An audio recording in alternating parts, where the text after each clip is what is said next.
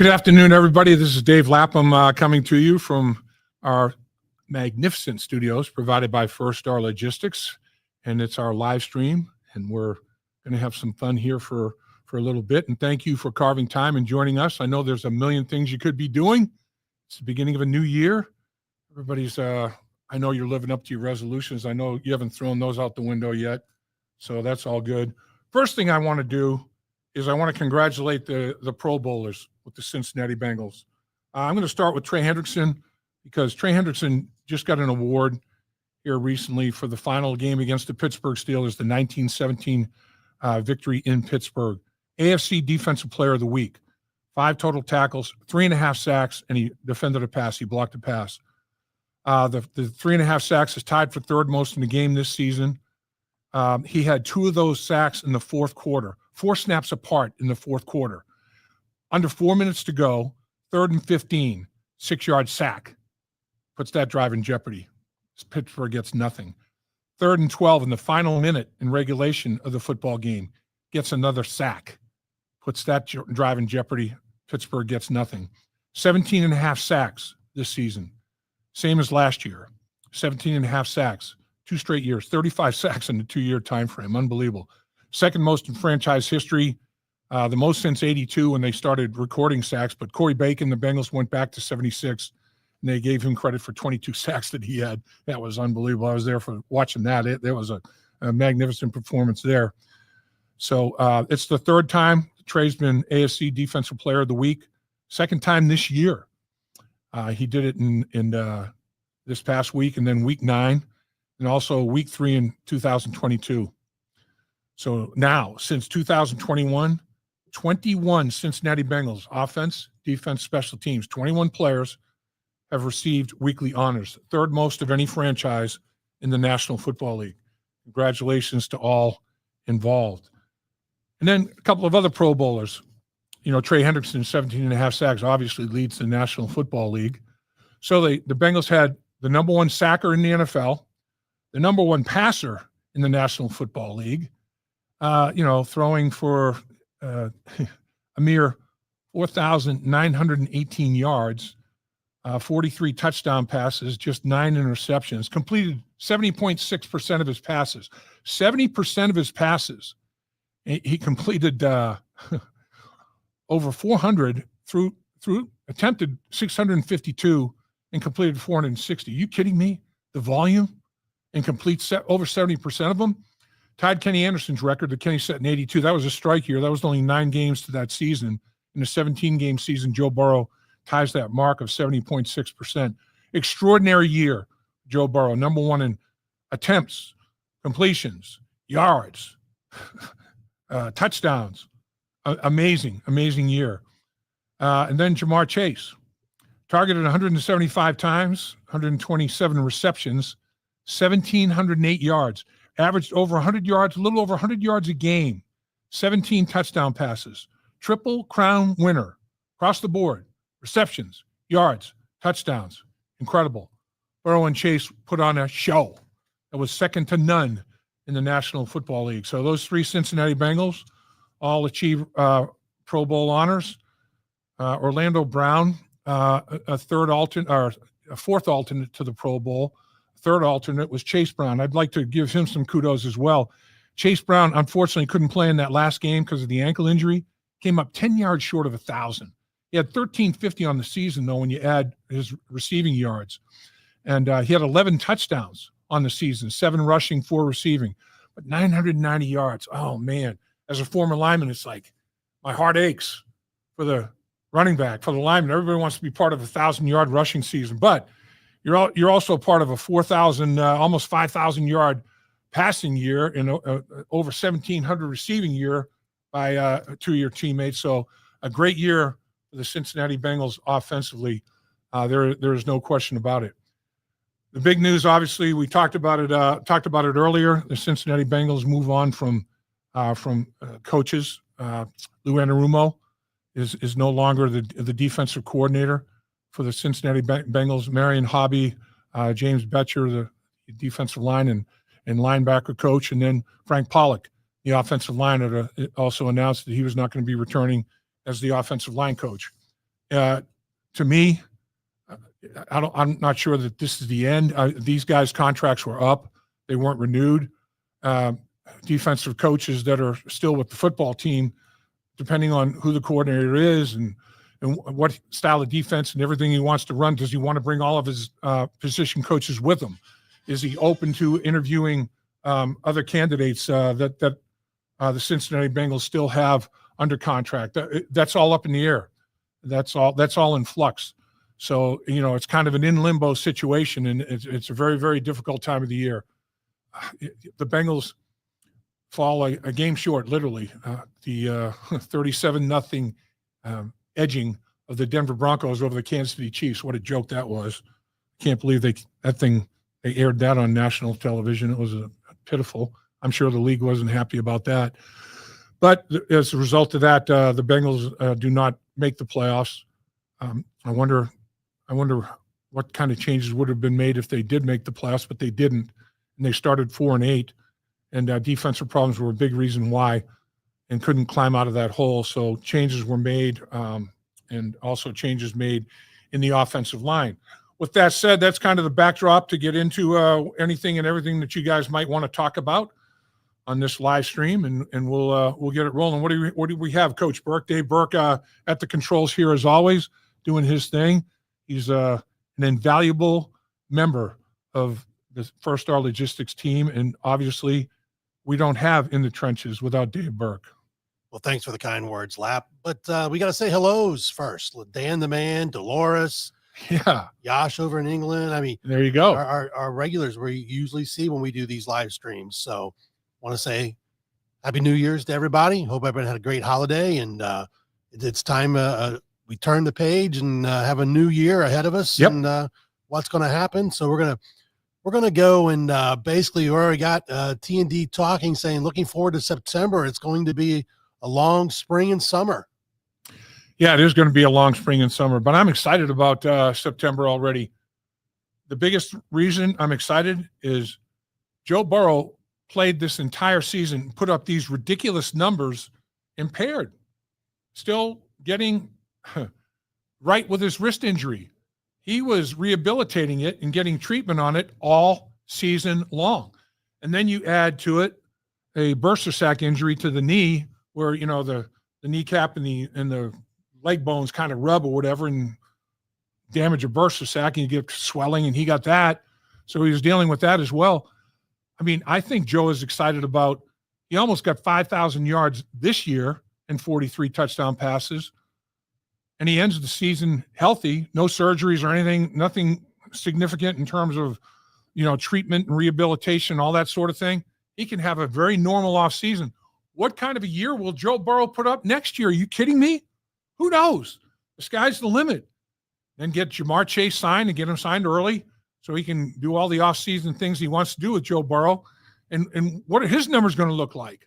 Is he going to be a 2,000-yard guy? He could.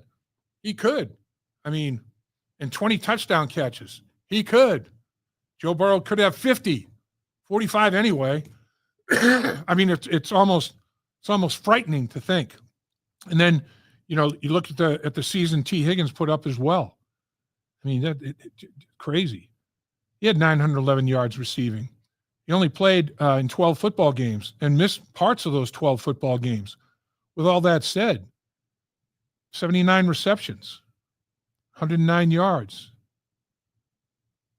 911 yards, I should say. He was targeted 109 times, 911 yards, 10 touchdowns, 27 touchdown receptions from the number one and number two wideout.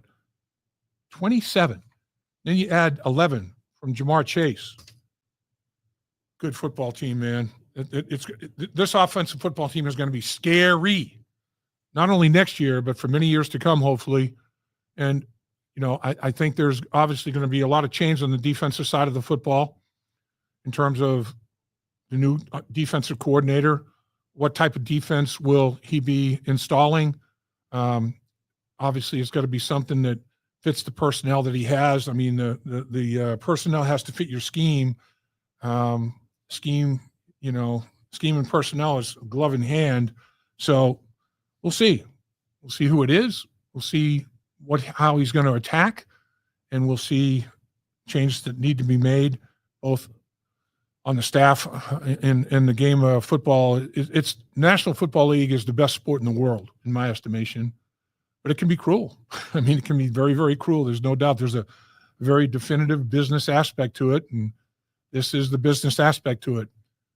Lou Anarumo, unbelievable friend of In the Trenches with Dave Lapham. Lou Anarumo was always there, always answered the bell, always a tremendous guest. Lou Anarumo is a hell of a football coach. He's going to end up somewhere in the National Football League, and he'll staff that does not stay here in Cincinnati. An option will be probably go with Lou Anarumo wherever he does end up. Frank Pollock is a hell of a football coach. He's going to end up somewhere in the National Football League. I mean, that's the nature of the beast. That's what you sign up for when you begin your coaching career in the National Football League. You know you're one day closer to being terminated somewhere or moving on by your choice somewhere or getting a promotion or whatever the case may be. It's a fluid situation, as fluid as maybe any business that there is. So, yeah, I'm looking forward to September myself. Can't wait. But we got, off-season camps. We got the draft. We got mini camps. We got training camp. We got all kinds of things. But September, when the rubber meets the road, get the preseason games under our belt and get 2025 kicked off. I'm with you. Dan the Man, Lap, how costly was it for the 75-76 teams to lose Mike Reed to early retirement? And who on this year's team is an absolute must-sign player? T, maybe? Well, I think Jamar obviously is the absolute must, and that's a given. I mean, I know we're not even, it's like, oh, that you don't have to worry about that. It hasn't happened yet. So until the contract is signed, that's my absolute must. First and foremost, is to get Jamar signed. Also Trey Hendrickson. I mean, he held out at the early stages of last year, wanting a new contract, and all he did was double down on what he did last year: 17.5 sacks 2 years in a row. This one leads the National Football League. So Jamar Chase and Trey Hendrickson, they're not unrestricted free agents. They're not restricted free agents. They're nothing of that sort. But to get them under contract, I think would be great. But then T. Higgins. T. Higgins made $21 million, I should say, $816,000 last year by being tagged. He's 26 years old. If he gets tagged again, it's up over $26 million. Love to see a long-term contract done. B.J. Hill is another one, 30 years old, made $10 million last year. Like to see him back. I think he's got still a lot to give. Mike Gesicki, what a weapon he was, 30 years old, still got football left in him, $2.5 million last year. He's an unrestricted free agent. Cody Ford, who was everywhere and up and down the line of scrimmage, both guards, both tackles. He played all of them effectively. $1.35 million. He's an unrestricted free agent now. Like to see him in the fold. Joseph Asai, healthy, comes off that edge like a beast, man. Like his hair's on fire. Little under 1.3 million. Like to see him signed. He's an unrestricted free agent. So, and then Ryan Rico, the punter, $795,000 contract, 27 years old. Like to get him in the in the fold as well. Khalil Herbert, who played well. I mean, when called upon, under $1 million, 902,000 and change. He's a unrestricted free agent now. Like to see a contract out there to get him in the fold as well. So there's some obviously some things that, and then they've got 23 free agents in some way, shape, or form that they can that they need to decide who they're going to try to bring back and who they're going to try to or who they're going to let move on. And then of course there's other people's free agents, and so it's that whole process is it's only the beginning. First thing, get the coaching staff put in place. I'm not saying you can't multitask. You can multitask, but there's a lot of things that have high priorities from the coaching staff and the roster that get to it right away. Don't waste any time. Get to it and put it together as quickly as possible. I'll say that Zach Taylor didn't waste any time. Zach Taylor got right to it. The season ended. The very next day, Zach Taylor made his announcement. So it makes you think that when they dug that 4-8 hole and knew that it might be very difficult to climb out of, almost climbed out of it, not quite, that, things had to be a little different. And when the season ended and they didn't make the playoffs, made his decision to move on with some of the coaches, unfortunately. But that's life in the big leagues, man. That's life in the National Football League. On we go. Klausa7 says, hope you had a good holiday, Dave and Dave. Are there any names you'd like to see interviewed for O-line coach? Frank is a good guy. We just never got enough development from the young guys. Yeah, I'm not. I have not studied offensive line coaches that are available. First, they have to be available. You can't go to an offensive line coach that's got 2 years left on a contract and say, I want that guy. He has to then get permission from his team to go talk to another team. And usually they don't let you move laterally. Usually if you get years left in your contract, it's to move up from a position coach, assistant position coach to a position coach, or a position coach to a coordinator, whatever the case may be, or a coordinator to assistant head coach. I mean, there's all kinds of moves that can be made to bring somebody on board if they get permission to go ahead and talk in the first place. So, yeah, they have to be available, and I'm not privy to, at this point in time, as to what offensive line coaches' contracts are up, or teams that would allow their offensive line coaches to move if their contracts aren't up. But I know the Bengals are. I know that.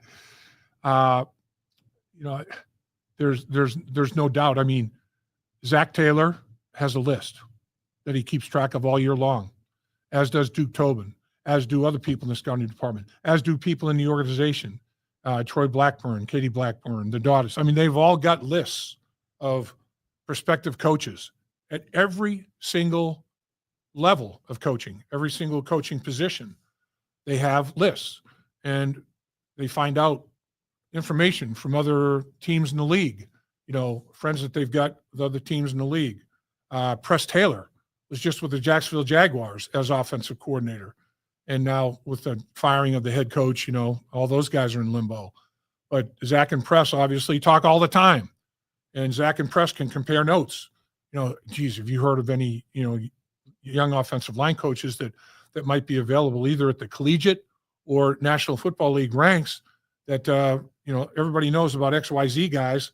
Everybody's got them on the list. When we all get together, we can cross-reference and make a list of the top 10, top 15 or whatever, but is there anybody else to consider?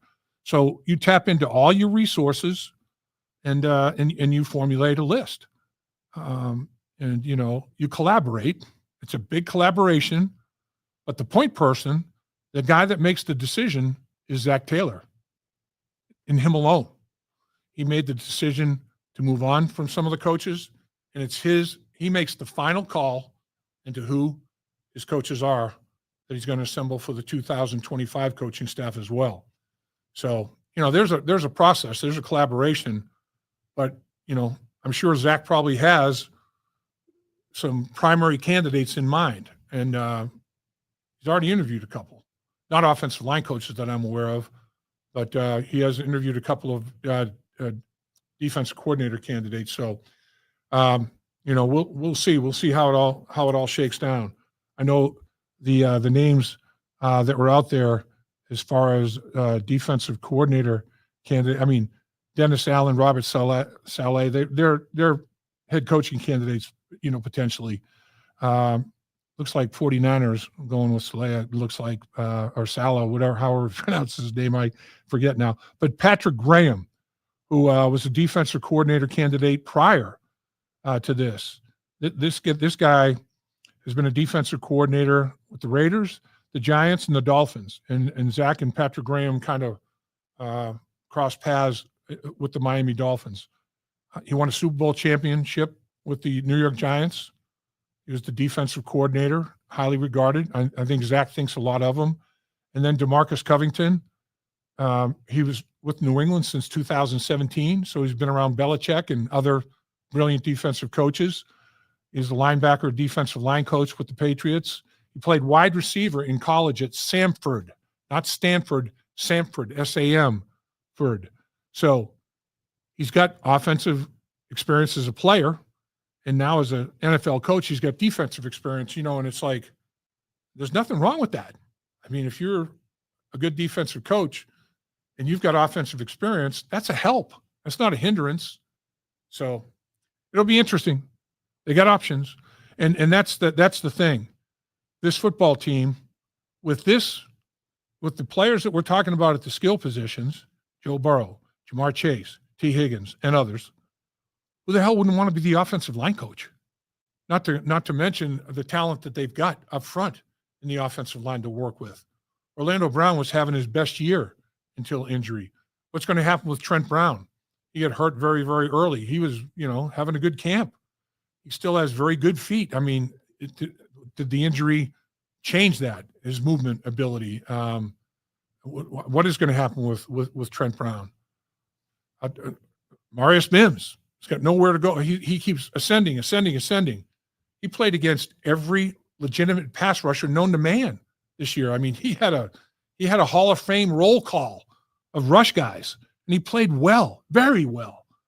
I mean, you got bookend tackles that are very, very good.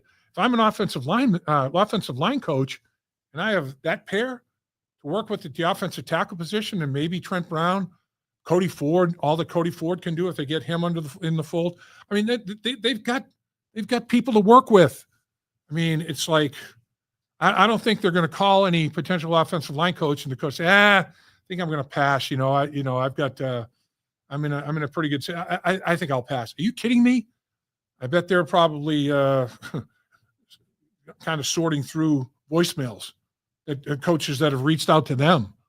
This is a very, very good offensive football team, and it's got potential to be like record setting. They already set records, individual and team this year. Unbelievable. So, and if you're a defensive coordinator, you always look to see, what have I got to support me on the other side of the football? You got an offense like that.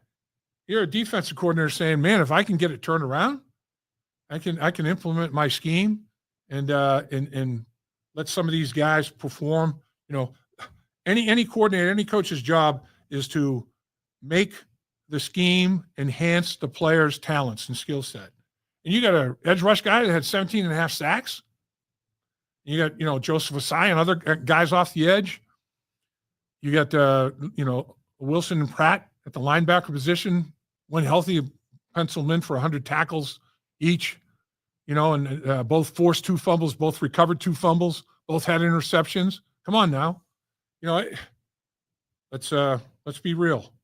I don't think they're going to have any trouble filling out a coaching staff. And I think it was a good move. If you're going to do it early, because now you got coaches in organizations trying to figure out who's going to join forces, who's going to be the head coach at XYZ. What's it up to 6 openings now? That's get it done as quickly as you possibly can and avoid as much competition as you possibly can. But I will guarantee you a lot of these teams that are bringing in head coaches are thinking, oh man, Cincinnati, they're going to be able to get anyone they want to fill those coaching positions. I mean, why wouldn't you? You're in a good spot. Yash says he believes that the Bengals need 2 guards, a corner, a pass rushing linebacker, another defensive tackle, and arguably a safety. Should we trade for Will Campbell, LSU, for left guard? Trade up for Will Campbell for LSU at the left guard position. They normally don't trade up for offensive linemen. That's not something that is done, not just by the Bengals, but it's not done, a whole bunch league wide. There's more. The Bengals are drafting at number 17. So, it's not a top 10 pick. It's not a top 5 pick. But even at number 17, there's going to be somebody, like you mentioned, one of the defensive need positions, or whatever the case may be, that might trump, trading up to get a guard. And, again, Yash, you're a football guy, Yash. You're as good as there is as far as a football guy. There's no guarantees guys are going to work out. Really aren't. I mean, most guys that play at the collegiate level do work out, particularly at a big school, a Power 5 conference. They do work out, but there's always the chance that they don't. So I don't know, but yeah, you hit on a lot of the areas, and you're seeing there's a lot of things that can and will be addressed going into the 2025 season. As we all know, when one season ends, the makeup and construction of a coaching staff and a roster is not the same from one year to the next. It's not universally the same. In some cases, in some organizations, it's not going to be close to the same.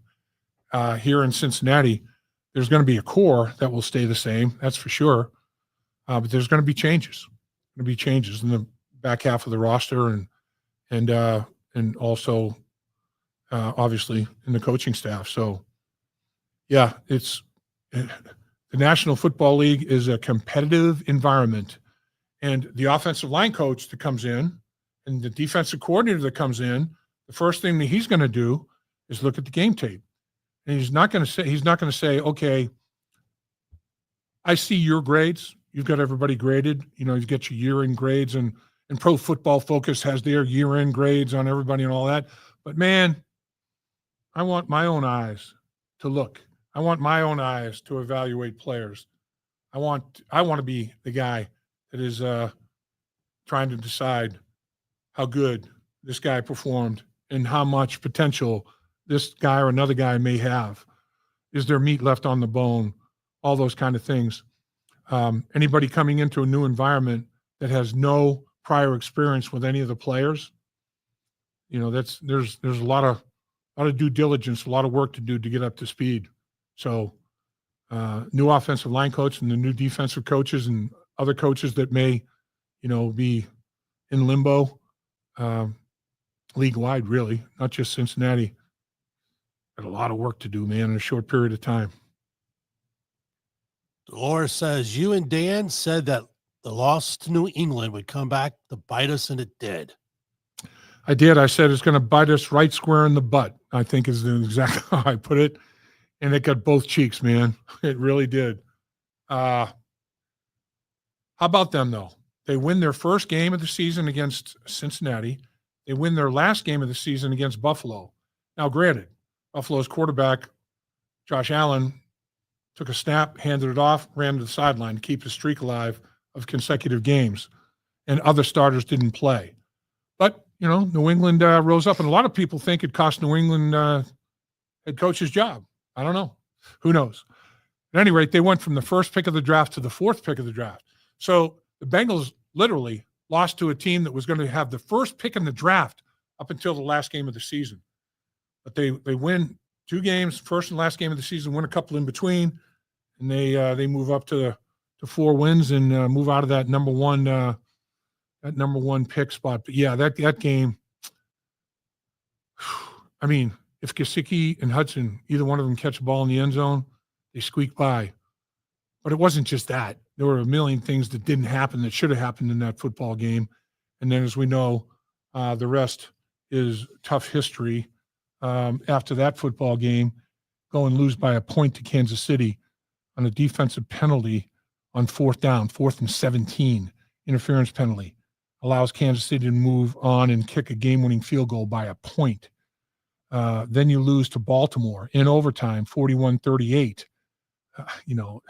It's okay. So the Baltimore Ravens and the Kansas City Chiefs, 3 football games against 2 teams, to lose to Baltimore by a point and 3 points. Then you lose to the Chiefs by a point.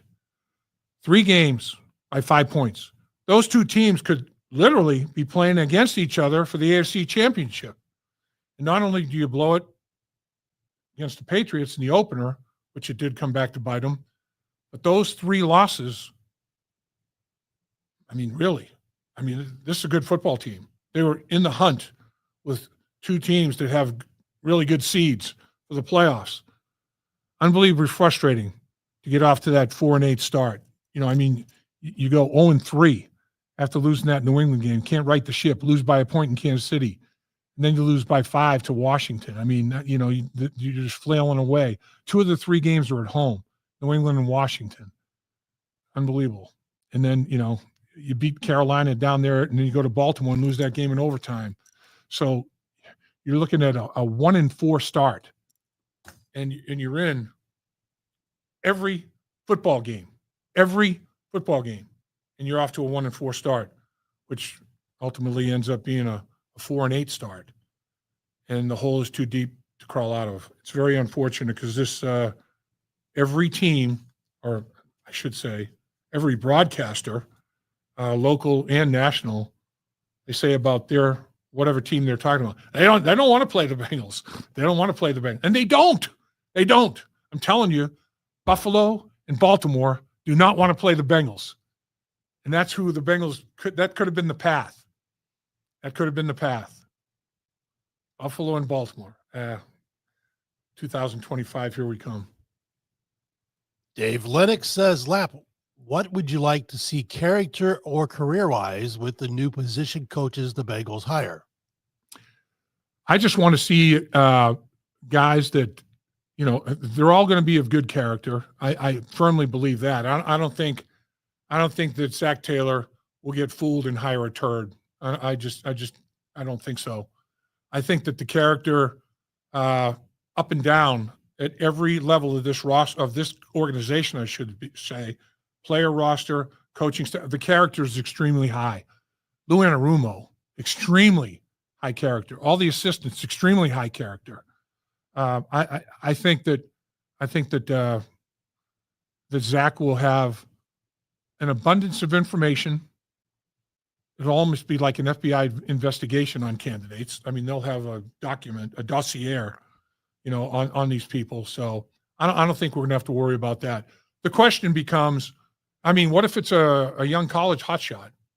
Do you take a chance on the guy really making the jump to the National Football League and blossoming? It's happened, and there's been failure and everything in between. You just don't know. Do you go that route? Or, particularly as a coordinator, do you go with somebody that you have a history with and is the type of football coach you want on your staff, which is the situation with Graham. I mean, they were together with the Miami Dolphins. So, I mean, there's a lot of things to consider, but bottom line is they have to marry their minds with the scheme. Zach may have a scheme in mind or a philosophy in mind. This is what we do offensively. I think this type of schematic or philosophy or approach defensively is the best marriage. And which coach has the closest to that? I mean, there's a lot. And what do you give? I mean, there's a give and take there. It's not going to be a perfect world. I'm not going to check every box at the highest level. There's going to be some give and take. But you try to find, like Zach said so many times, excuse me, in his final press conference, I'm going to find the best possible candidate available. I mean, that's the bottom line. You said it almost every question that was asked about what are the coaching qualifications? What are you going to be going to try to find the best candidate available? That sums it up in a nutshell. Natty Ron says, Dave, do Bengals keep BJ Hill? I believe he is important. Agreed, Natty Ron. Totally agree. Friend of the show, of our podcast. BJ Hill is a force multiplier. I mean, BJ Hill plays the run very well, fulfills his responsibility, not a freelance guy. If you tell him you want him on the outside shoulder of the guard, that's where he's going to be the entire snap. He's not going to be trying to take an easy way inside and get washed down or whatever. He's going to do exactly what his coaches tell him to do, and he's going to do it to the fullest of his ability. And he's got some pass rush in him as well. He had 3 quarterback sacks, and he was their best interior pressure guy. on a snap-by-snap basis, and they had to pay attention to him. He got double teamed.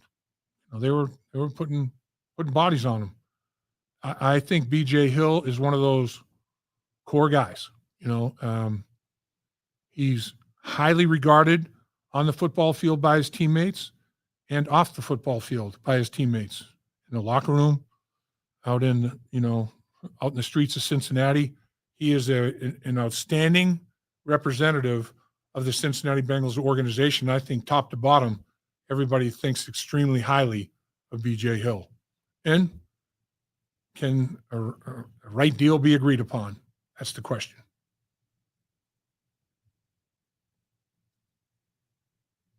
Going through some of these, Lap. Okay.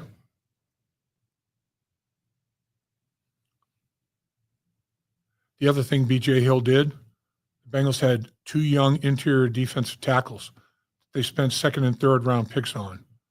And B.J. Hill became their mentor.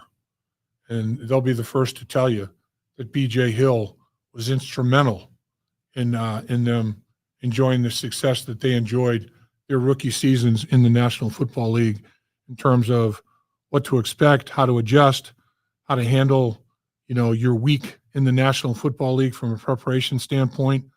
He was massive in all of his communication and helping in the development of those young interior defensive linemen who are going to be better next year with a year under their belt as well. But you got to get a big old beast in there, man. Get a big-bodied guy, like a la DJ Reader. Get a big-bodied guy in there that will run stuff and sucker, because, as we know, in the AFC North, it's a different animal. Going to run the football in the AFC North. That's the only team you're going to play those 2 teams twice every single year. So, that's another factor. What about that schedule? Lab, let me ask you this. Yes. We talk about who they're going to hire, say, an O-line coach. Yeah. Maybe a person they're not talking about is someone already in the building. Coach Riscotti, even though he was a quarterback in college, his NFL background was O-line. Do they take a look at him? I think that he feels like his O-line background helped him. He's basically the pass game coordinator. So, there's a lot of responsibility with that pass game coordinator, duties. So, you have an offensive coordinator in Dan Pitcher. And Frank Pollock was the run game coordinator as well as the offensive line coach. Will they give the new candidate both titles, or will the new candidate just be the offensive line coach? So, yeah, you wonder. I think they do bring in another offensive line coach that has had, more recent experience coaching the O-line. And because Justin is extremely valuable with what he's doing in terms of putting together the game plan, the responsibilities that all the guys have, putting together outstanding game plans. And Joe Burrow will be the first to tell you that they are outstanding. These guys do an unbelievable job. But Dave, you make a great point. The thing, Justin Riscotti, it might be interesting to have his perspective on an interview of the new offensive line coach, because of the background that you speak of. It's like, why not tap into every single resource you can, and again, everything that it takes to get the best available candidate, do it. There's no reason not to. Dolores, we're going back to Dolores again. What happened to all the kickers this year? I have never seen so many misses. I agree. Dolores, I think that they're like working in the weight room too much. They're too strong. They're overcooking it. They're swinging too hard. They're trying to yank it 300 yards down the middle of the fairway. Just hit it 250, 275, and it's going to go through the uprights. You don't have to hit it 300, and they're just, now when you get out to, ridiculous distances, that's one thing, but it's crazy. You'll see these kickers are all making them from long range, and then from like 40 to 49, you'll see multiple misses by multiple kickers. And then, 50 and above, you'll see some of it's, you expect more misses because they miss from 40 to 49, but the misses at the longer distances aren't really what you'd expect. I mean, it's kind of crazy. And I don't know if it's a conditioning. They're overly. I don't know if you can be too strong, but I guess they're just not making the necessary adjustments as regularly as they need to make them. A lot of the misses that I see are overcooked. A high percentage of them are hooked. That's what I mean by over kicking. You're over swinging, and if you and the path, you have to have that straight path to the football, just like a golf swing. If you swing outside in, you're going to slice the football. If you swing inside out, or the opposite. If you're going to swing inside out, you're going to slice. They're overcooking it. It's a problem that I think a lot of these kickers with these big legs are experiencing. But there's always exceptions to every rule, and some of these kickers continue to have phenomenal numbers from all distances. But even the ones that have missed 2 or 3 from 50 and beyond, you'll see they have a miss from 30 to 39. They'll have a 39-yard miss or a 41-yard miss. It's like, man, what is that all about? I guess sometimes it can be just maybe lack of focus and concentration, taking it for granted. Can never do it. You have to hit every kick like it's a last-second game-winning kick. That's the way you have to approach it mentally. Josh Holland says, what about Wink Martindale at DC, who, as we know, was with the Baltimore Ravens, New York Giants, and now at the University of Michigan? Yeah, I mean, I'm sure that he might be somebody that's on the list. I thought you were talking about the talk show host, and I was going to say I'm not sure that he'd qualify for the job. But yeah, Wink Martindale is highly respected. Obviously, has an acute understanding of the AFC North, but I'm not sure. I'm not sure what his thoughts would be on it. He's a guy that he can call his own shot. Really, he can stay there. They're taking care of him. He's making a good chunk of change. They're taking care of Wink Martindale, but he may have a big desire to get back into the National Football League, or he might not. I'm not sure where Wink Martindale's head's at, but I can guarantee you that he would say, having number 9 and number 1, having them on my team instead of having to scheme against them, that has some appeal to me. I think, and number 5 to boot, and a bunch of others, number 30, and we can go on the list. I think that, again, defensive coordinators, they like to see what kind of support they're going to get offensively. Are they going to be on the field all day? Will they have to, if they give up a touchdown, is it the end of the world because the offense can't score? You like to know what you're working with offensively. And I'm sure Wink Martindale would be pleased to be part of the organization if it were based on what kind of an offense will be supporting his defense. That'd be a homecoming for him. He's a Dayton guy. Yeah. Originally at Trotwood Madison High School, and I've got to know Wink when he was coaching college back at Western Kentucky way back in the early 2000s. So, but another name that keeps popping up here is Al Golden, former Bengals coach, who's currently the Notre Dame defensive coordinator. Your thoughts on Coach Golden? Yeah, I mean, another one that I think that you kick the tires to every single tire you can kick. I mean, why eliminate people before they eliminate themselves? If they eliminate themselves, that's one thing. But I would definitely reach out to a broad scope of people. I'm not sure how many people you end up interviewing. I mean, it can get. I'm sure it can get to the point where, man, the water's so muddy. What did he say about this? What did they? And of course, they're all taped. You can go back to them and all that sort of thing. But it's after a while, it's like, man. I think, as in all things in life, your first instincts are usually the best ones. Don't second, third guess yourself. If you have a list, that you feel good about.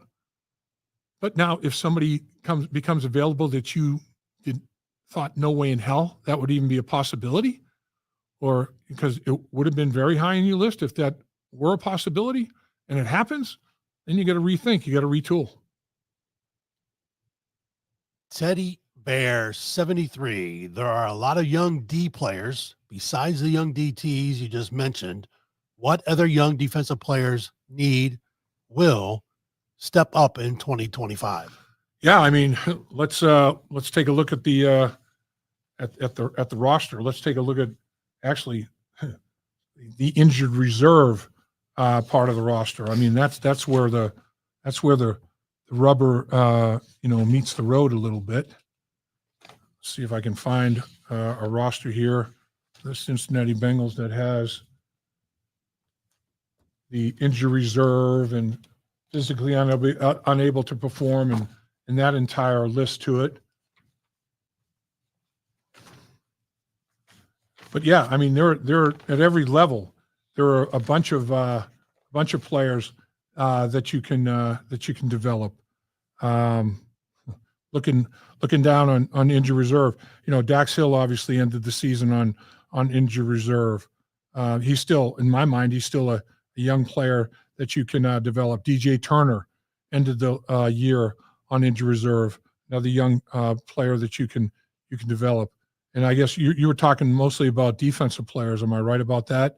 Jalen Davis was on the practice squad. He's been around for a little while. Nate Brooks, another young player on the practice squad. Micah Abraham. Some of these guys, a lot of these practice squad players, in fact, I think it was 11 of them, they signed to the active roster as soon as the season ended. So, yeah, there are a lot of players that they can develop and can play at a higher level. Josh Newton falls in that category. Muma at linebacker falls in that category. The list gets fairly lengthy. Up top on the young defensive player side of it, from the two rookie defensive tackles that we talk about, they fall into that category as well. So DJ Ivey, another name that has had injury issues, but he's a talented guy, and they want to try to continue to develop him. And a lot of these guys made impacts on special teams when given the opportunity.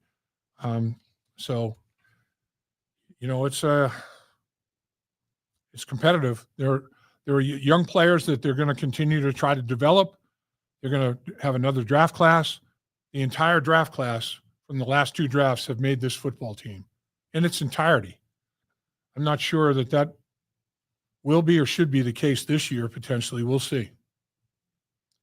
Lab, let's get your final thoughts, and we'll get out of here on this live stream. And we want to thank everybody for being with us. Make sure you hit that like button, subscribe to In the Trenches with Dave Lapham if you've not already done so. We have to always say thank you to First Star Logistics for the great facilities we get to use each and every week.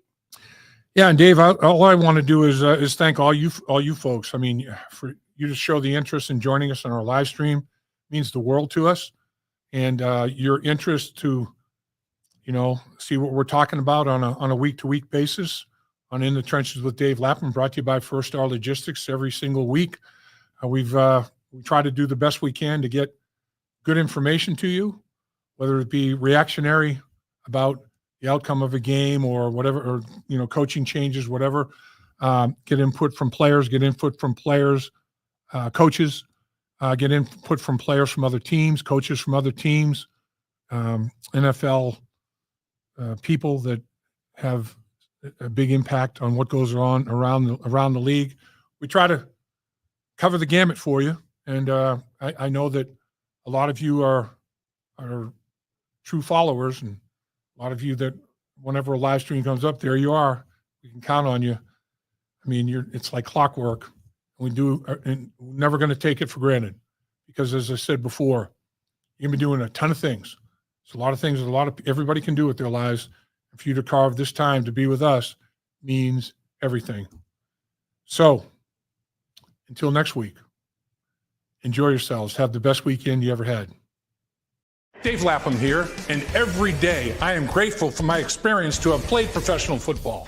As a player, I realized self-motivation, leadership, and appreciating your teammates are key. At First Star Logistics, you can use those same attributes to create the life you want for you and your family. Build your future by working hard like I did. You'll see results both on and off the field. Call First Star Logistics today and be part of our winning team. Opportunity knocking.